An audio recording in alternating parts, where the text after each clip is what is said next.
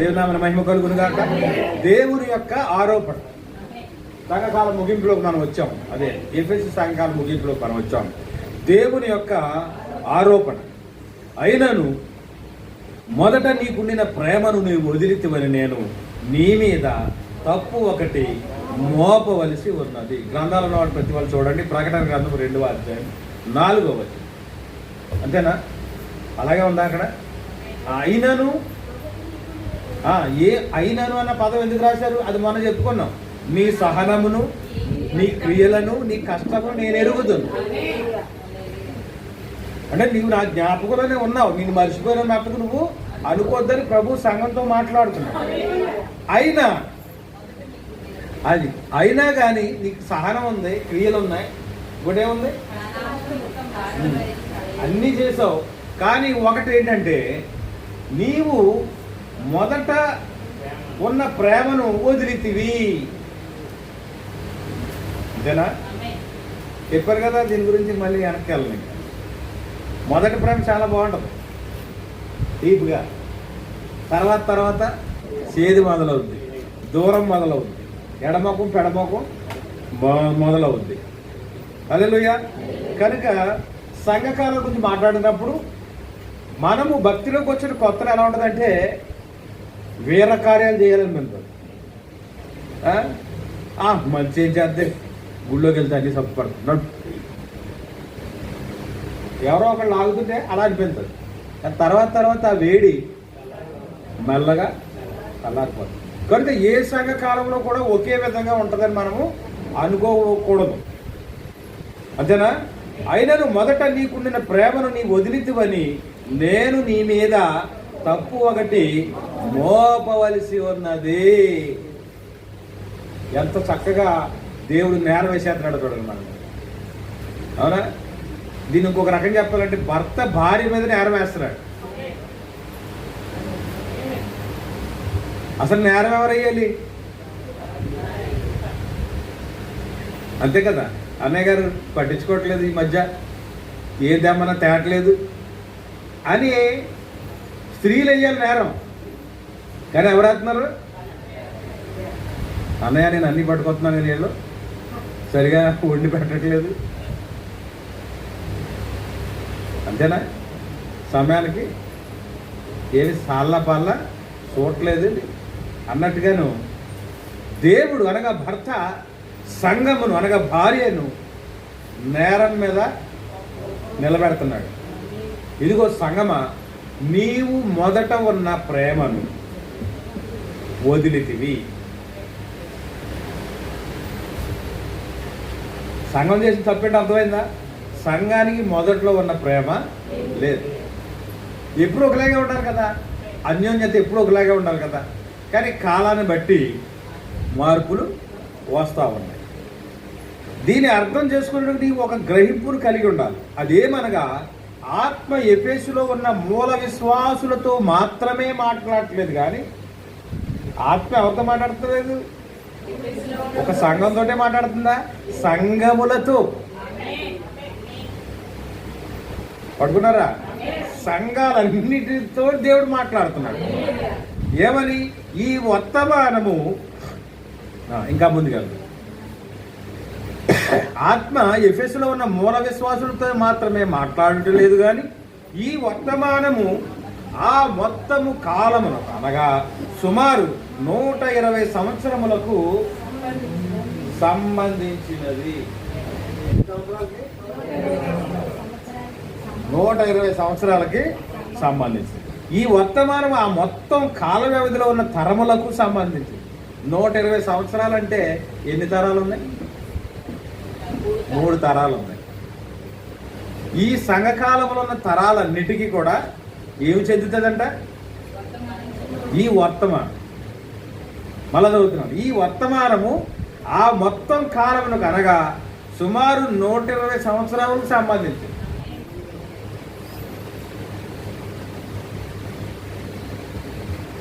ఆ తరం వేరు, ఈ తరం వేరు. పట్టుకున్నారా? చాలా మంది అన్నా మా మామగారు చదివేవాడండి, అది మా నాన్నగారు చదివేవారండి. ఆ పుస్తకాలు ఊట్లో ఉన్న పుస్తకాలు, ఇంట్లో పుస్తకాలు ఉన్నాయంటే ఎవరు చదివేవారంటే చచ్చిపోయి మా మామగారు అత్తగారు ఎవరో చదివేవారు. మరి నువ్వు చదువుతున్నావా? వాక్యం ఏం చెప్తుంది ఇక్కడ? వర్తమానం అన్ని తరముల వారి.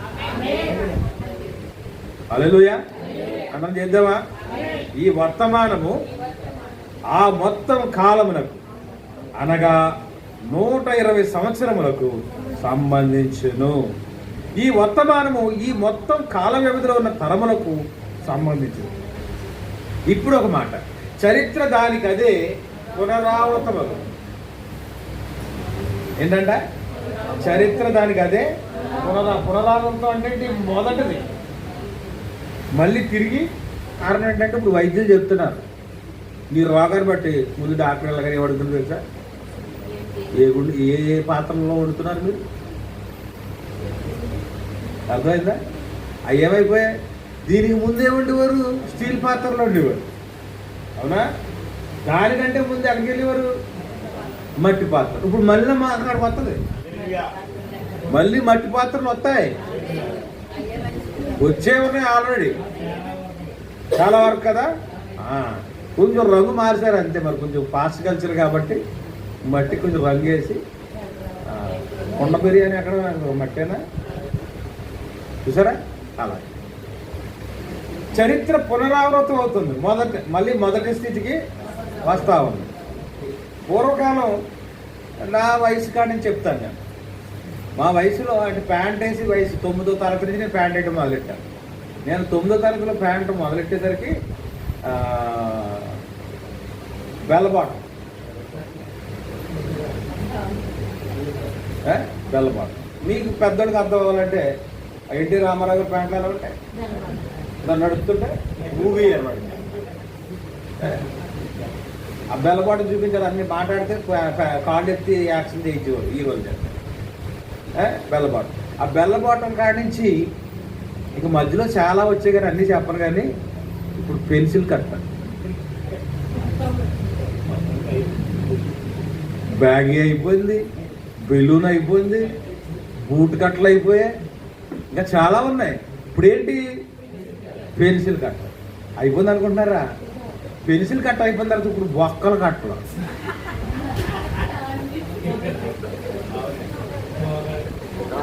చూసారా? కాలంలో ఎన్ని మార్పులు వచ్చినా కానీ సమాజం మళ్ళీ మొదటికే వెళ్తారు. అర్థమవట్లేదా? ఏమి తీసేసినా, ఏమి కొత్తగా తెచ్చుకున్నా నువ్వు మళ్ళీ ఎక్కడికి వెళ్ళాలి చేసా? ఆదిలోకి వెళ్ళాలి. ఇంకొక 3వ దాన్ని చెప్పి వదిలేస్తారు. ఇప్పుడు టిఫిన్ తింటలేదు అందరూ, సద్దనాల కాడికి వచ్చారు. ఒక కొండ తెచ్చుకుని అందులో కొంచెం మజ్జిగ వేసి, ఓ ఉల్లిపాయ వేసి, 2 పచ్చిమిరపకాయలు వేసి పొద్దున్న తింటున్నారు. ఇది ఎప్పుడుది? మన తాతలు తినేవారు అలాగా, సద్దనం గట్టుకెళ్ళి తిని అలా బలంగా పనిచేసి వచ్చిన జనాలు ఇప్పుడు డాక్టర్లు ఏం చెప్తున్నారంటే, ఇంకా నువ్వు ఎన్ని ట్యాబ్లెట్లు మిగిలిన నీకు బలం రాదు బాబా, నువ్వు మొదటి కార్యానికి వెళ్ళిపో అంటారు. టిఫిన్లు ఇవన్నీ వెళ్ళిపోయాయి. ఎందుకు చెప్తున్నానంటే చరిత్ర పునరావృతం. ఆ మాట కోసం చెప్తున్నాను. చరిత్ర దానికి అదే పునరావృతం అవుతుంది ఆటోమేటిక్గా అనమాట. అది ఇంకా పూర్తిగా చెప్పనా? చివరి చెప్పుదిలేస్తా. ఒకప్పుడు సమాజంలో వేళ్ల మీద లెక్కెట్టేవాళ్ళు క్రైస్తవులు, గత చర్చిలు కూడా. ఎక్కడో నల్లందరిగాడు ఒకటి ఉండేది, ఈదరపల్లిగాడు ఒకటి ఉండేది, జాన్ మ్యాటర్ గారిది ఇక్కడ ఎక్కడ ఉండేదండి మద్దలపేట, అవునా? తర్వాత ఏమైంది? వీధికి కనీసం 2, ఒక వీధిలో కనీసం పిడుగురాళ్ళు వెళ్ళినప్పుడు అశోకాల వీధిలో 8 చర్చిలు లెక్కెట్టాను. ఎన్ని? ఒకే వీధిలో 8 చర్చిలు ఉన్నాయి. తప్పులే, ఎవరి ఇష్టం వారిది, ఎవరి మనసుల వారి. నేను ముగింపులోకి వచ్చే మాట ఏంటంటే ఇవన్నీ ఎదురుపోతాయి. ఎప్పుడో తెలుసా? ఈ కులగణన పూర్తయిన తర్వాత ఒక జీవో రాబోతుంది. ఆ జీవో వచ్చిన తర్వాత కనబడవు ఎక్కడ మందిరాలు కానీ సంఘాలు కానీ. అవునా? ఇప్పటికే వాళ్ళ డామినేషన్ ఎక్కువైందా లేదా? పూర్వం ఎలా ఉండేది? చాలాసార్లు చెప్పారు, మన్నా చేపలకి వెళ్ళాలంటే బిక్కుమంటే భయపడుతూ వెళ్ళేవాళ్ళు ఆ రావణ వీధుల్లోంచి. ఇప్పుడు అదే పరిస్థితి మళ్ళీ. ఎన్ని వేల సంఘాలు ఉన్నా, ఎన్ని బహిరంగ సభలు ఎట్టేసి నువ్వు తిరిగినా కానీ తిరిగి మళ్ళీ నువ్వు ఎక్కడికి వస్తున్నావు అంటే భయపడి భక్తి చేసే పరిస్థితి మళ్ళీ. ప్రవక్త మాట నెరవేర్పు జరగాల్సి. చరిత్ర అంట దానికి అదే, ఎవరు పని కట్టుకుని మార్చడం. చరిత్ర దానికి అదే ఏమవుతుంది? పునరావృతం అయిపోతుంది. దేవుని నామానికి మహిమ కలుగుతుంది. ఇశ్రాయేలు వారి తరములలో ఒక తరములో వచ్చిన ఉద్యోగం మాట నాకు చాలా ఇష్టమైంది. ఇశ్రాయేలులో ఒక తరములో వచ్చినట్టు ఉద్యోగం. ఏ తరము ఆలోచించండి. ఆ మరుసటి తరములో చల్లారిపోవుట మనము చూడగలం. ఇశ్రాయేల్లో ఉద్యోగం వచ్చిన తరం ఏదో కాదు కానీ ఎఫెస్ మొదటి సంఘ కాలం లేదా పెంతెకొస్తు. తర్వాత కాలంలో ఉందా? ఏమైంది? ఏమి ఎంటర్ అయ్యాయి సంఘంలోకి? అవునా? మెల్లమెల్లగా తప్పులు వచ్చాయి, సమాజంలోకి అన్నీ చొరబడ్డాయి. కానీ అర్థమవుతుందా? మూడవ తరంలో అంటే మొదటి తరంలో ఉద్యోగం వచ్చింది. ఈ ఉద్యోగం అప్పుడే 3 వారాలు చెప్పుకుంటున్నాం మనం. మొదటి తరంలో వచ్చిన ఉద్యోగం రెండో తరంలో కనుమరుగైపోయింది, అంటే చల్లారిపోయింది. మరి మూడో తరంలో బాగా తేలికపాటి వెలుగును మనము చూడగలము. కానీ 4వ తరంలో ఆ ఆది మంట యొక్క ఛాయ కూడా కనబడదు. ఇక్కడ కొంచెం పెరుగుతుంది 3వ తరంలో. ఇక 4వ తరంలోకి వెళ్తే ఏమవుతుందంటే ఆ మంట యొక్క ఛాయ కూడా కనబడదు. నిజమేనా? నేను మిమ్మల్ని అడుగుతాను, నిజమేనా? ఆ ఛాయ కూడా కనబడదు. Very good. సరే, ఆ తరువాత దేవుడు మరలా జ్వాలను వెలిగించింది. ఆయన వెలిగిస్తే ఏమవుతుంది చెప్పండి అమ్మా? మరలా అదే విధానం కొనసాగుతుంది.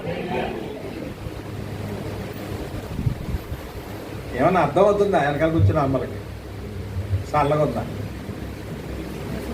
ఇప్పుడు యెరూషలేములో ఉన్న సొలొమోను దేవాలయంలో ఏమన్నా బలులు అర్పిస్తున్నారా? యాజకులు ఉన్నారా? ప్రజలు వెళ్ళి ఆవరణలో అట్టుకెళ్ళి ఏమన్నా ఇస్తున్నారా? ఏమీ లేదు. మొత్తం సర్వం నాశనం. అక్కడ ఒక మసీదు కట్టారు, అసలు మందిరమే లేదు. ఓకేనా?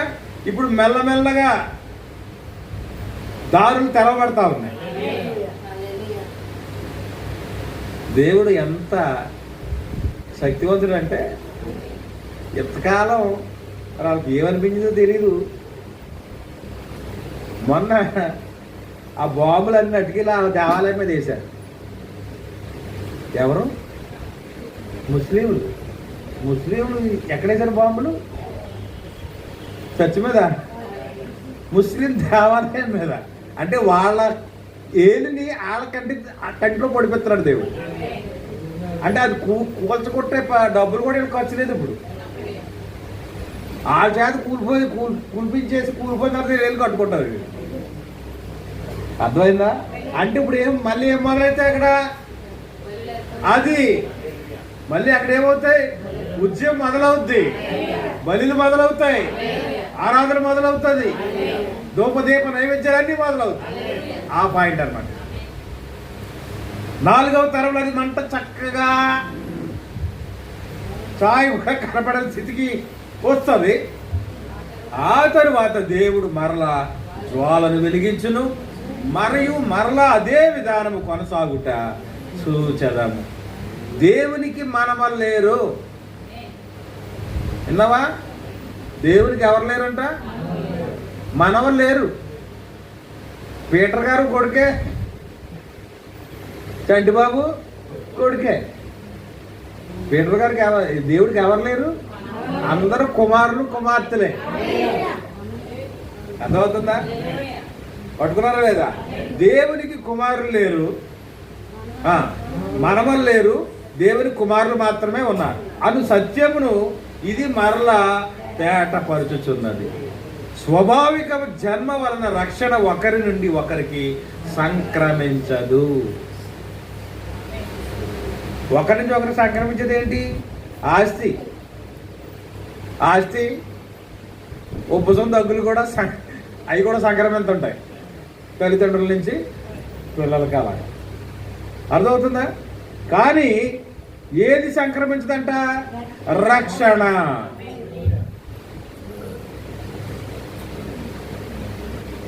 నిజంగా కూరుకునేవాడికి పెద్ద తాపత్రయం ఉండదు. కష్టపడి డబ్బులు పెట్టుకునో, లేకపోతే ఉద్యోగం రిటైర్ అయిన వచ్చిన సొమ్ముతోటో, లేకపోతే ఉద్యోగం చేస్తూ నెలల కొంత దాచుకునో ఒక ఆశ సంపాదించుకున్నాడు. ఆడికి అంత మమకారం ఉండదు దాని మీద. ఆడి చచ్చిపోయకుంటారు చూసారు ఆడి తరాలు.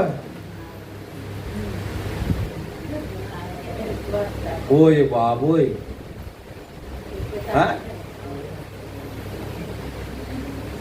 ఫోన్ లేదో సంపాదించి పెట్టారని చుట్టూంటుందా? అసలు ఎంత తాపత్రయాలంటే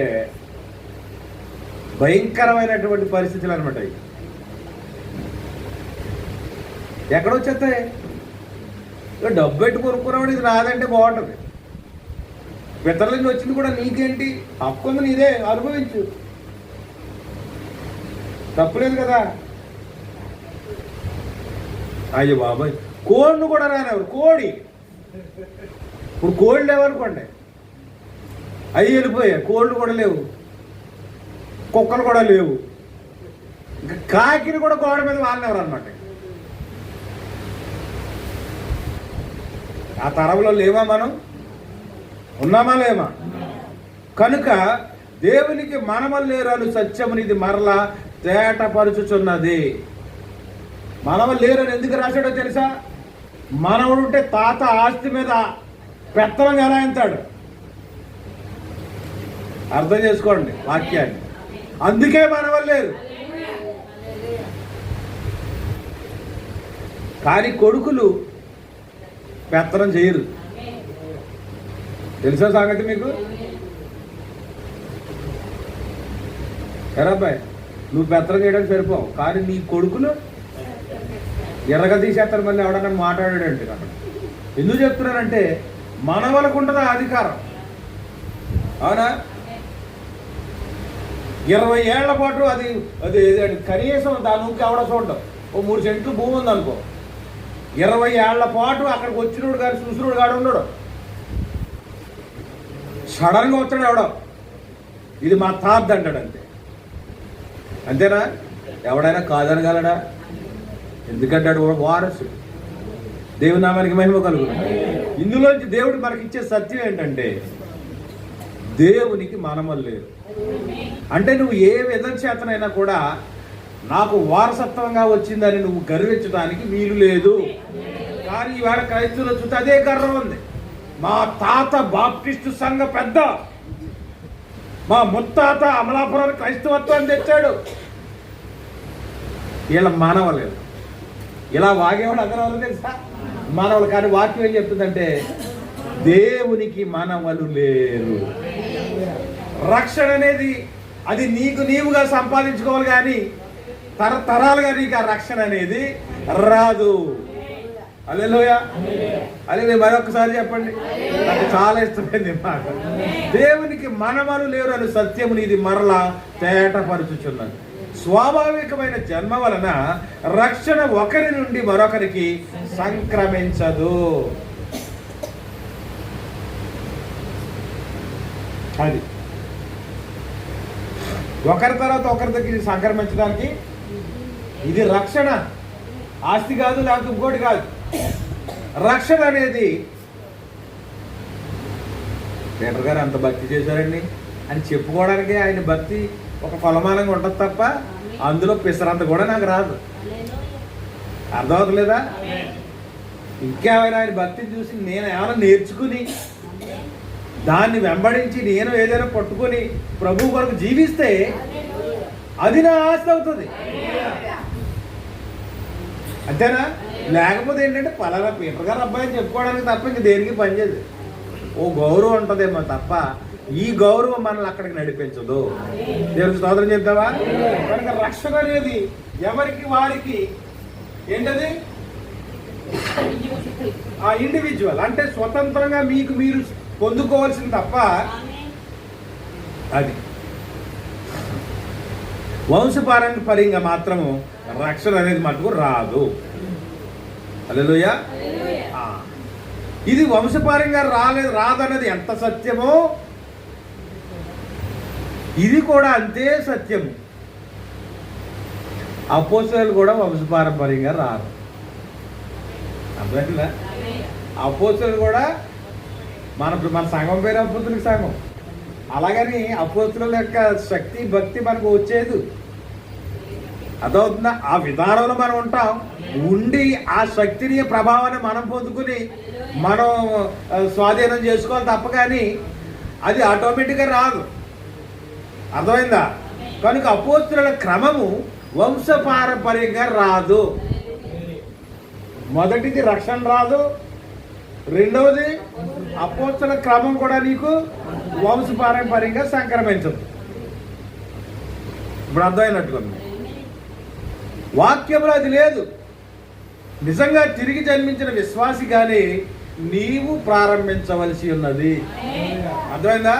వాక్యం ఖచ్చితంగా చెప్తుంది. మా తాత 37 సేవ చేశాడు, మా నాన్న 50 సంవత్సరాలు సేవ చేశాడు. ఇప్పుడు ఈ బలిపేట ఎవరిదే? నాది. మొన్నటి వరకు ఎక్కడ ఏడ్చావో తెలీదు. ఇప్పుడు వాళ్ళు పోయారంటే తర్వాత అంటున్నావు అంటే ఇది నాదంటున్నావు. లేదు సహోదరుడా, వాక్యం అలా చెప్పట్లేదు సహోదరుడా. నువ్వు ప్రవక్తను కానీ ఆయన వర్తమానాలు కానీ నువ్వు నమ్మినోడు అయితే ఇది నీకు అర్థమగువు గాక. ఏమంటున్నాడు ఆయన? ఏది కూడా వంశపారంపర్యంగా రాదు. విశ్వాసులు కూడా గుర్తించాలి. అవునా? విశ్వాసులు కూడా గుర్తించాలి. ఏది రాదు వంశపారంపర్యంగా? పీఠం వంశపారంపర్యంగా రాదు. నీకు నువ్వుగా మారుమనసు పొంది, నీకు నువ్వుగా ప్రత్యేకించబడి, నీకు నువ్వుగా భక్తి చేస్తే ఏమో దేవుడు నిన్ను పిలవచ్చు. పిలుపు కూడా అనేక విధాలుగా ఉంటుంది. నిన్ను సేవకుడిగానే పిలాలని రూల్ ఏమన్నా ఉందా? ఏమండే? అది ఒక ఆరాధనలో చక్కగా ఆరాధించి ఒక ఆరాధకుడిగా దేవుడిని ఎన్నుకోవచ్చు. పరిచర్యలు నానా విధాలుగా ఉన్నాయి. దేవుడు ఎక్కడో చోట సంఘంలో నిన్ను ఒక స్థానంలో నిన్ను ఆయన ఉంచుతాడు.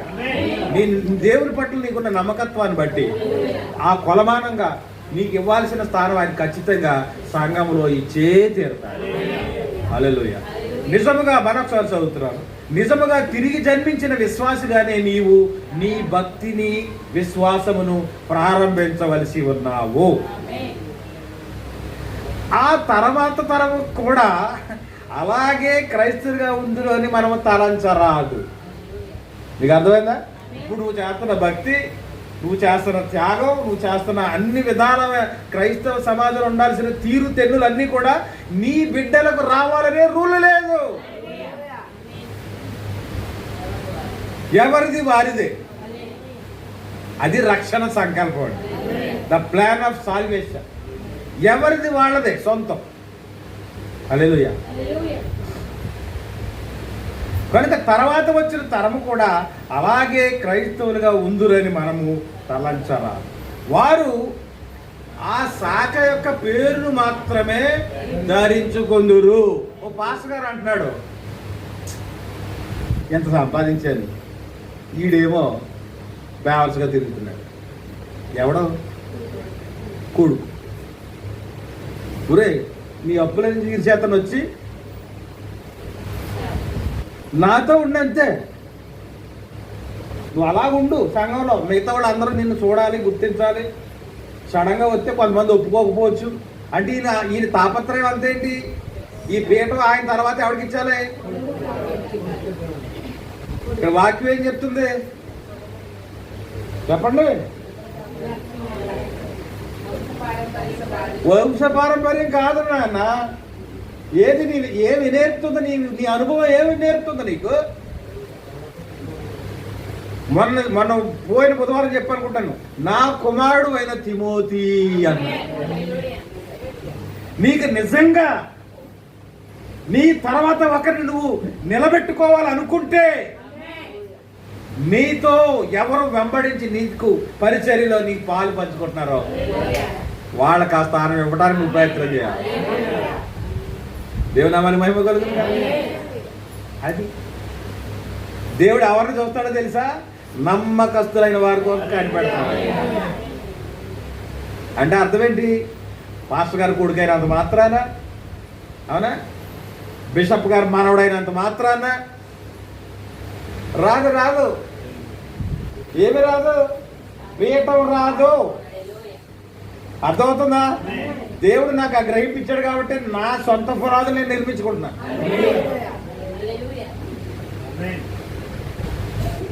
దేవునికి స్తోత్రం. ఏమో నా తర్వాత నాతో నమ్మకం ఉన్నాడు ఎవరికో దేవుడు ఇస్తాడు పరిచర్య. హల్లెలూయా. అది ఆ తర్వాత వచ్చిన తరము కూడా అలాగే క్రైస్తవులుగా ఉందురని మనము తలంచరాలి. వారు ఆ శాఖ యొక్క పేరును మాత్రమే ధరించుకుంది. శాఖ అంటే మత శాఖ. చెప్పుకోవడానికే మేము లూథరన్స్, మేము బాప్టిస్టులు, మేము జీడిఎం, మేము పెంతుకోస్తు, క్రీస్తు సంఘం, సెవెంత్ డే, ఇలా చెప్పుకోవడానికి ఆ బ్యాడ్జీ ఉపయోగపడతారు తప్ప దాన్ని కంప్లీట్ చేయండి.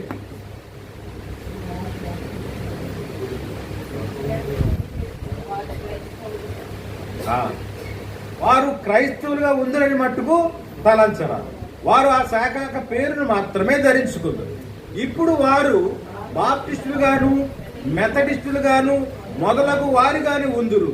ఇందులో ఏమీ సందేహం లేదు. ఎందులో సందేహం లేదు? వారు క్రైస్తవులు కాదు అనడంలో ఎలాంటి సందేహము లేదు ప్రియులారా. ఇప్పుడు రాసుకోండి. మీరు దేవుని యొక్క చిత్తము మూలముగా జన్మించవలసిన వారై ఉన్నారు. You must be born according to his will. ఆయన చిత్తానుసారముగా నువ్వు జన్మించాలి. అంటే జన్మలో కూడా తేడా ఉందన్నమాట. ఏమంటే విన్నారా? జన్మలో కూడా తేడా ఉంది. లోకస్తులు అంటున్నారంటే ఊరికే అనరు. పూర్వం గోధుమ బత్తాలకు వెళ్ళి ములిగేసేవారు. ఇప్పుడు రావట్లేదు అనుకోండి గోధుమ బత్తాలు. అవునా? ఇప్పుడు సమాధి పెట్టి అట్లా స్థానంలో ఏమొచ్చాడు? ఇప్పుడు సమాధి పెట్టి నా కొడుకు చూడట్లేదు, మనవాడు అసలే పట్టించుకోవట్లేదు. ఈ ముసలి వయసులో కనీసం చచ్చిపోతే ఈ కాయాన్ని సమాధిలో కానీ ఇడిచేస్తారని చెప్పి మెల్లమెల్లగా కుంటుకుంటూ దేక్కుంటూ వచ్చి ఇక్కడ పడుతున్నాం. వచ్చి 3 రోజులకే చచ్చిపోతున్నాను. నువ్వు ఖర్చు మాకు. అవునా? ఆరోగ్యంగానే రాలేదు, దేవుని స్తుతించలేదు, దేవుని ఆరాధించలేదు, దేవుని కొరకు ఏ కార్యము చేయలేదు. ఎప్పుడు వచ్చావు దేక్కుంటానంటే కొడుకులు కూతుళ్ళు మానవులు ఎవరో చూడనప్పుడు దేక్కుంటూ వస్తే సత్తావేంటి? ఇక్కడ చెయ్యాలి కదా. వాక్యం అర్థమవుతుందా? అది కానీ జన్మ అనేది ఎలా రావాలో తెలుసా? దేవుని చిత్తం. అది కూడా నువ్వు రక్షణ పొందడం అది పొందువారి వలన, ప్రయాసపడి వారి వలన లేదు. కొంతమంది పాస్టర్ చాలా ఓతుపదం, మంచి కనబడితే చాలు రక్షణ పొందలేదమ్మా, ఇంకా దేవుడు నమ్ముకోండి అమ్మా, ఓతుపదం అనమాట. అది వాళ్ళ పితరులు అలా నేర్పారు, పెందుకొచ్చు పితరులు. అది విధానం కాదు. నీవు నీ ప్రార్థనలో ప్రతి వారి కొరకు ప్రార్థించు, అంతే నువ్వు చేయవలసిన పని. కానీ దేవుడు తన సమయంలో తన వారిని ఎవరినైతే ముందుగా నిర్ణయించుకున్నాడో వారిని ఆ సమయంలోకి లాక్కుంటాడు. రమ్మన్నంత కాలం వాడు రాడు, కానీ ఆ సమయం వస్తే రావద్దనే వచ్చి కూర్చుంటాడు. అర్థమైందా? ఈ పాయింట్ పట్టుకుంటే మరొకసారి దేవుడు వదనాలు చేయాలి. కనుక మీరు దేవుని యొక్క చిత్తము మూలముగా జన్మించవలసిన వారు. మానవ చిత్తానుసారముగా జన్మించిన ఎడల రక్షణ కలుగదు. మానవ చిత్తానుసారం అంటే ఎలా ఉంటుంది తెలుసా? మానవ చిత్తానుసారం అంటే ఎలా ఉంటుందో, ఇది ఆటో పంపిస్తానమ్మా గుడికి రండి అంటే ఆటో వచ్చినప్పుడు వెళ్ళిపోవడానికి బద్ధకం ఏంటి? మళ్ళీ ఆటో తీసుకొస్తుంది, అంతేనా? కువైట్లో బస్సులు వేస్తున్నారు, సాల్మియాకు బస్సు, అలాగే ప్రతి ఏరియాకు హవాలీకో బస్సు పంపించేస్తే చక్కగా బస్సులో వెళ్ళి ఆరాధన ఎంతసేపు ఉంటుంది, గంట, తర్వాత వెళ్ళి మాలీలో పడిపోవడం, ఇంకా మొత్తం షాపుల్లో పడి తిరిగి ఇంటికి రాదు. చర్చి బస్సు ఊరికి ఇచ్చింది కదా. ఇప్పుడు ఇది నిజంగా వచ్చిన రక్షణ అంటారు. ఇది చెప్పాలి మీరు చూసినారా? ఈ రక్షణ ఎలాంటిదంటే మానవ చిత్తానుసారంగా వచ్చిన రక్షణ. కానీ దేవుడు ఏమన్నాడంటే దేవుని చిత్తముగా రావాల్సి ఉన్నది, దేవుని చిత్తానుసారంగా మీరు జన్మించవలసి ఉన్నది. దీన్ని ఇంకా అర్థం చేసుకోవడానికి నేను ఏదో చెప్పాలి, లేకపోతే నాకు మన తప్పుకోదు. మనం ఏమంటాం, ఏమైనా సరే ఫ్రీ డెలివరీ చేయడానికి చూడండి అంటాం మనం. అవునా? ఒక రహస్యం చెప్తాను చూడండి. ఒక డాక్టర్ దగ్గర మందులు వాడుతున్నామంటే ఖచ్చితంగా ఆ మందులు దేనికోసం వాడిస్తారంటే తెలుసా? నార్మల్ డెలివరీ అవ్వాలి ఖచ్చితంగా, కానీ వాడు అవ్వకుండా ఇస్తారు మందులు. కానీ మనం అడగం, నీ దగ్గరే మందులు వాడాను కదా, నీ కోర్సే కదా, ఇప్పుడు ఆపరేషన్ అంటే ఏంటి అని ఎవడని అడుగుతాడు? కాళ్ళు పట్టుకుని అడగాలి. మీరు కిమ్స్లోకి వెళ్ళి మందులు వాడి చూడండి, మీ కోడలకో కూతురుకో మనవరాలకో ఫ్రీ డెలివరీ అవుతుంది. అనంతలక్ష్మి హాస్పిటల్ ఎందుకు అవుతుంది? అమ్మ హాస్పిటల్ ఎందుకు అవుతుంది? ఇంకో బొమ్మ ఆసుపత్రులు ఎందుకు అవుతుంది? ఎందుకు పొట్టలు తీరేత్రం అంటే అది వాళ్ళ చిత్తం. డెలివరీ ఎలా చేయాలనేది వాళ్ళ చిత్తం. అర్థమైందా మీకు? ఇది రక్షణ కూడా అంతే. నీవు ఎలా జన్మించాలనేది దేవుని చిత్తంలో ఉండాలి. ఇంకో కొత్త చిత్రమైన విషయం ఏంటంటే పంతులు గారి దగ్గరికి వెళ్ళి ముహూర్తం పెట్టించుకుని సీరుతున్నారు పొట్టలు. ఆడు ఎప్పుడు పుట్టాలదే ఆడు ఆడు ఆడు ఆడు ఏమంటారు దాన్ని, ప్రకృతి సిద్ధంగా ఆడు ఏ టైంలో పుడితే అదే వాడి జన్మ నక్షత్రం అవుతుంది. కానీ అయ్యి బాబా ఆ గడిలో పుడితే దొంగడు అవుతాడు, లేకపోతే ఇంకొకడు అవుతుందని ఈ తాతగారు వెళ్ళి చేస్తాడంటే ముహూర్తం పెట్టింది డాక్టర్ గారు. అలా 4 గంటలు 15 నిమిషాలకే చేరండి మా కోడలు పొట్ట.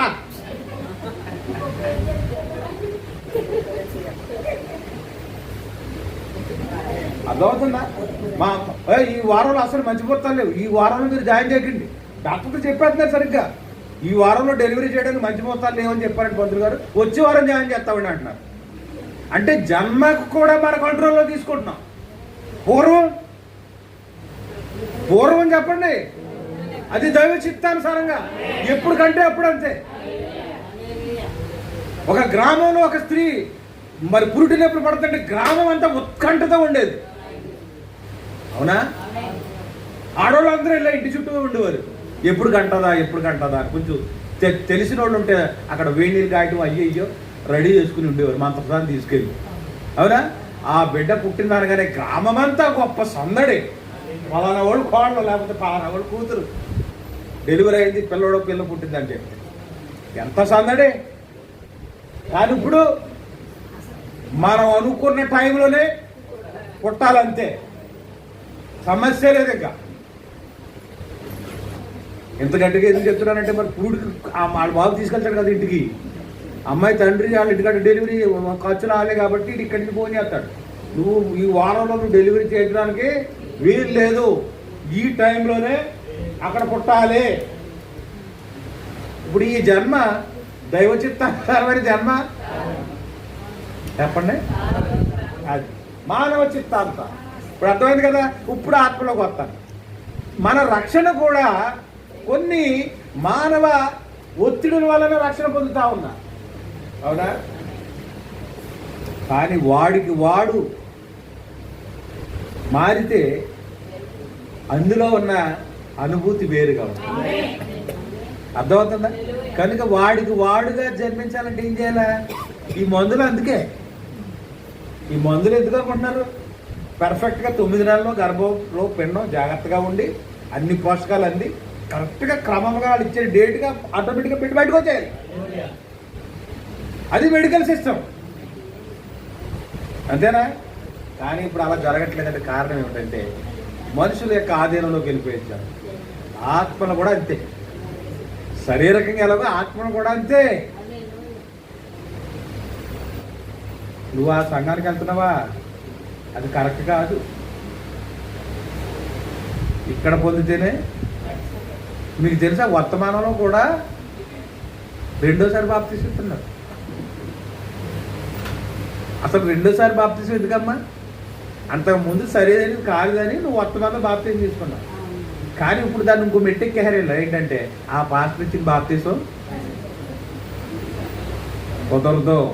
నా సంఘానికి వస్తున్నావు కాబట్టి నువ్వు ఇక్కడ బాప్తీసం పొంది ఆ రోజు నువ్వు నా పేరు నీ పేరు ఇక్కడ నమోదు చేసుకుంటే నా సంఘ సభ్యురాలు. నువ్వు ఎక్కడో పొందొచ్చి ఇక్కడ కంటిన్యూ అవుతావంటే నువ్వు నా ఆత్మ కాదు. దేవుని ఆత్మ తర్వాత మాట్లాడదాం. నువ్వు నా సంఘంలో ఆత్మ కాదు. అలాగంటి సమాజం కూడా ఉంది. ఎక్కడ వర్తమానం.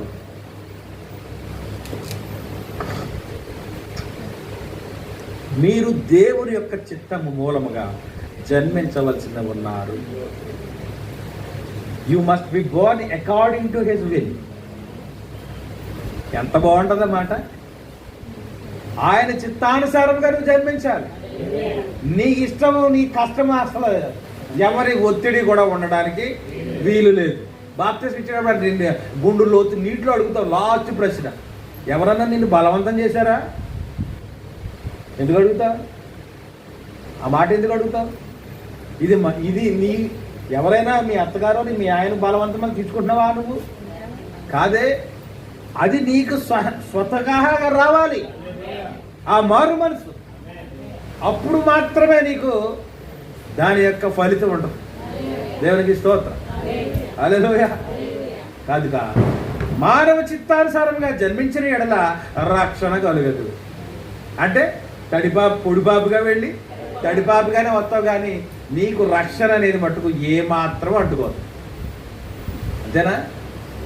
కాకంట నెమలికలు అంటించుకుందంట.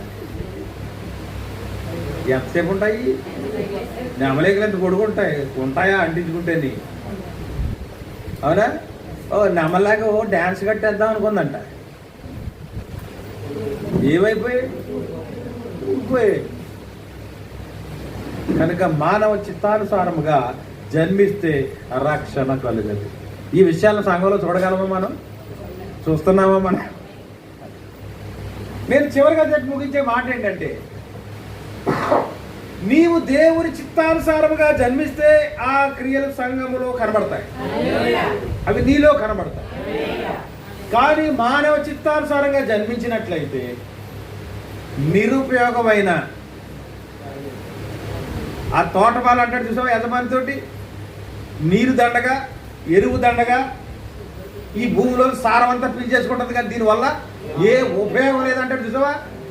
కనెక్షన్ కుదిరిందా? అది అలాంటి చెట్టులాగుంటే మానవ చిత్తం ద్వారా జన్మించిన వాళ్ళ కింద లెక్క అన్నమాట. హల్లెలూయా. కానీ ఈ జనులు ఇప్పుడు మానవ చిత్తమును అనుసరించి కూడుకొనుచున్నారు. వారు క్రైస్తవులు కాదు. మీరు దేవుని యొక్క చిత్తము మూలముగా జన్మించవలసిన వారు. మానవ చిత్తానుసారముగా జన్మించిన ఎడల రక్షణ కలుగదు. కానీ ఈ జనులు ఇప్పుడు మానవ చిత్తమును అనుసరించి కూడుకొనుచున్నారు.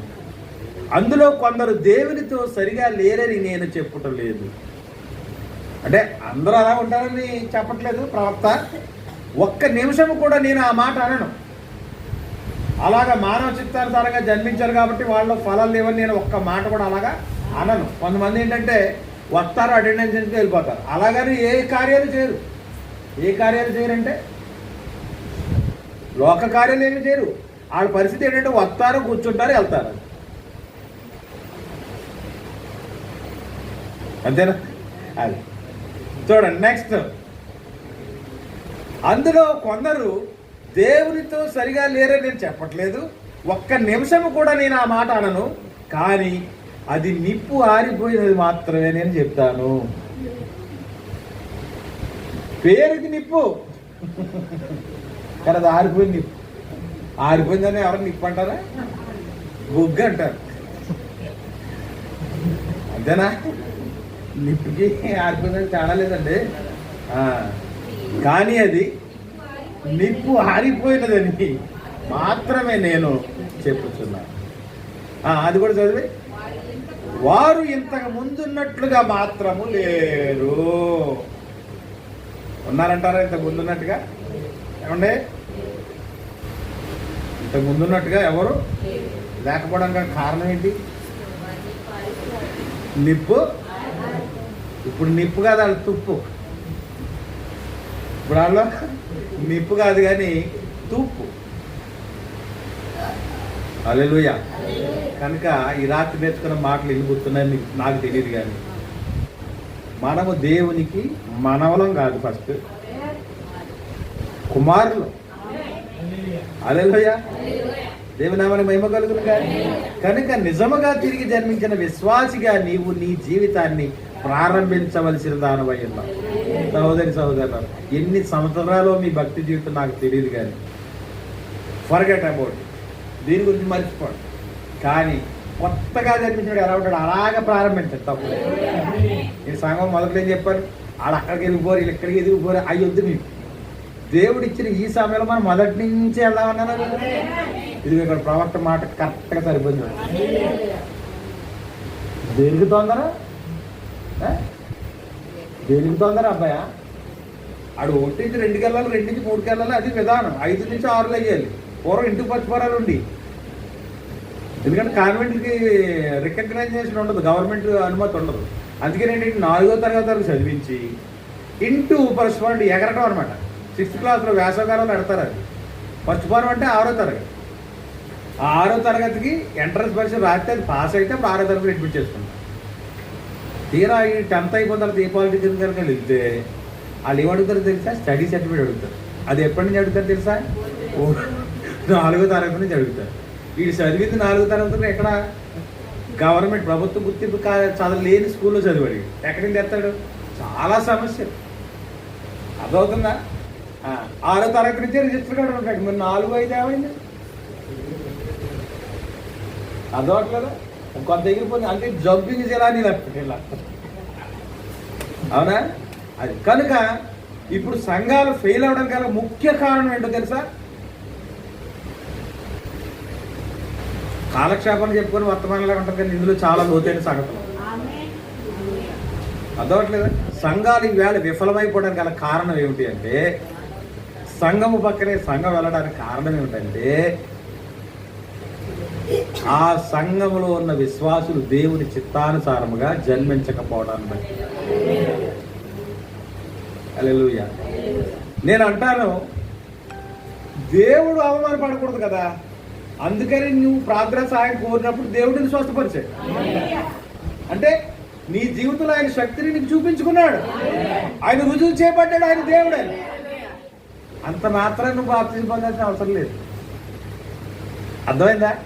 కానీ మన బాప్తిజాలన్నీ ఏంటో తెలుసా? చెప్పండి. బాప్తిజం ఎందుకు పొందుతారో తెలుసా? అడిగితే నాకు దేవుడు ఈ కార్యం చేశాడు, అందుకని దేవుడు నమ్ముకున్నాను, ముగింపులోకి వచ్చేసాను. ఇంకా లేకపోతే పిల్లలు లేరు, ప్రభువుని అడిగావు, దేవుడు పిల్లల్ని ఇచ్చాడు కాబట్టి ఇంకా అందుకని రక్షణ పొందుకున్నాం. సాక్ష్యాలు ఇయ్యేనా? కొంతమంది ఏంటి రక్షణ పొందుకుంటే దేవుడు పిల్లలకి రక్షణ పొందేసిన జనాలు కూడా ఉన్నారు, ఇప్పటికి పిల్లలు లేరాడు. ఇది ఎవరి బలవంతం? అత్తగారి బలవంతం. ఇది అర్థమవట్లేదా? ఇవన్నీ కూడా దేవుని దృష్టిలో లేవండి, రిజిస్టర్లో లేవని పేర్లు. మానవ చిత్తానుసారమైన జన్మలయ్యి సంఖ్య పట్టుకుంది రిజిస్టర్లో. అర్థమవుతుందా? కానీ నీవు దేవుని చిత్తానుసారంగా జన్మిస్తే ఏం చేస్తావో తెలుసా? ఏది ఏ సమయంలో చేయాలో పాకుతావు, నడుస్తావు, మొదట దేగుతావు, తర్వాత పాకుతావు, తర్వాత నడుస్తావు, తర్వాత పరిగెత్తుతావు, తర్వాత ఎగిరిపోతావు. అన్నీ అలాగ చకచకా వెళ్ళిపోతాయి. ఎలిమెంటరీ స్కూల్, హై స్కూల్, ఉన్నత విద్య. కానీ మనోళ్ళు ఏం చేస్తారు తెలుసు? ఇప్పుడు ఇంటూ పచ్చిపురం కడుతున్నారు. ఇంటూ పచ్చిపురం కట్టడం అంటే ఎత్తబాటు గురించిన రహస్యం ఇప్పుడు అవసరం మనకి. ఏది? మన వయసు ఏమో పాలు తాగే వయసు. అంటే డబ్బు ఉంది, మనం చదివించారు కాబట్టి కార్పొరేట్ స్కూల్లో జాయిన్ చేసి మా అబ్బాయిని డాక్టర్ చేయాలనుకుంటున్నామండి. మీరు ఏం చేస్తారు తెలియదు, 24 గంటలు చదివింటారో 40 గంటలు చదివింటారు తెలియదు, మాకు అనవసరం. ఈ నారాయణ స్కూల్లో చైతన్య కాలేజీలు వేసి ఏం చేస్తున్నారు? సుఖమేయటమే, శాపంతో ఉన్నట్టు. వాళ్ళకి నిద్రలో ఉండవు, ఆత్మహత్యలు చేసుకుంటున్నారు పిల్లలు. కారణం ఏంటంటే అధికమైన ఒత్తిడి. వాళ్ళకు వయసుకు వాళ్ళ జ్ఞానానికి మించింది ఇస్తే వాళ్ళు తట్టుకోలేరు. అలాగే ఆత్మలో కూడా పాలు కూడా సరిగ్గా తాగట్లేదు. మనం ఆ పాలు తాగడానికి గ్లాసులు పాలు ఇస్తుంటే ఇక్కడి నుంచి ఇలా వచ్చేస్తున్నాయి. ఎందుకని? టైము 10 అయిపోతుంది, ముగించట్లేదు. ఇది పాలు తాగే వయసులో ఉన్నాను. అదే నీ వయసుకు తగ్గ వెతికితే ఏం చేస్తావో తెలుసా? నాకు సరిపోవట్లేదు, 12 అయినా సరే ఇంకా చెప్పు అంటాను. అవునా? మళ్ళీ ఎప్పుడో శనివారం, ఈ లోపల నాకు కావాలి. ఈ 4 రోజులు ఉపవాసం ఉండమంటావా? నేను చెప్పు. వీళ్ళెవరో తెలుసా? దేవుని చిత్తానుసారంగా జన్మించిన వారు. దేవుడి కొద్ది మాటలు దీవించు.